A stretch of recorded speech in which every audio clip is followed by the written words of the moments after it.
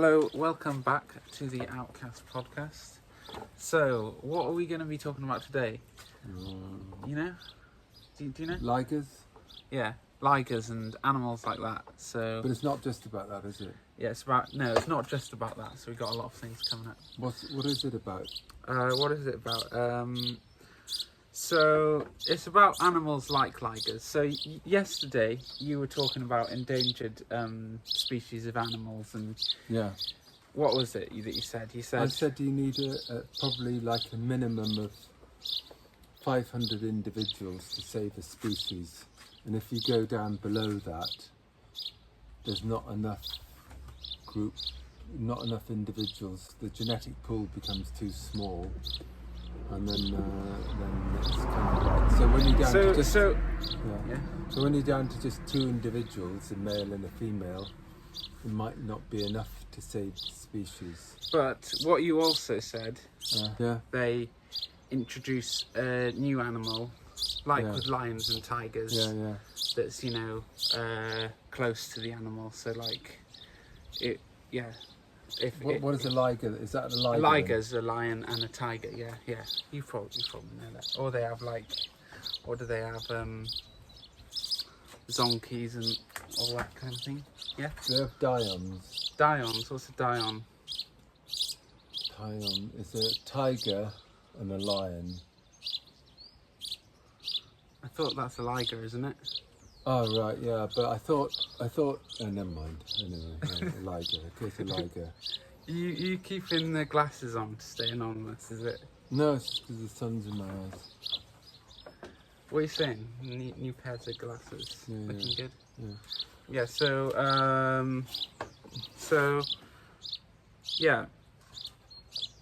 with ligers, they're not.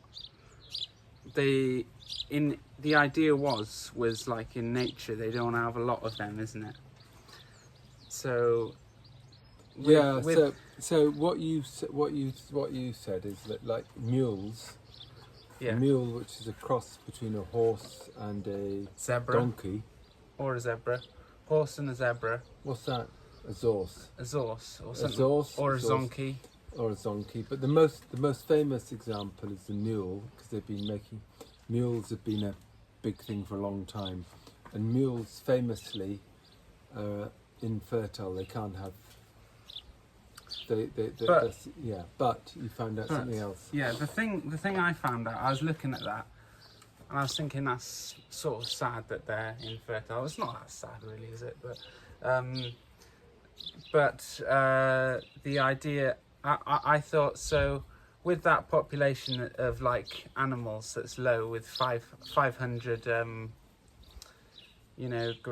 gorillas, whatever, I don't know, whatever species that is, and then they introduce another species that's like pretty as closely related as they can, and then they make a mule, like an animal, like a zonkey or whatever. I said that it's the way they probably do it is they probably have a mule, and then they probably only do it with the females, probably. Well, no, you found out. Yeah. You found out that it's that with ligers. Yeah. The male liger is infertile, basically, and the female liger is actually capable of having children. Or young. So what that means is that the male liger, which may be males in general, go around fertilizing different females. Yeah. That's the way of putting it. They're infertile, so they can't do that. So you don't, in nature, you wouldn't get a lot of ligers, even if you, by some strange circumstance. Because the pregnancy takes a certain amount of time, but with a male, they can just go shooting off like.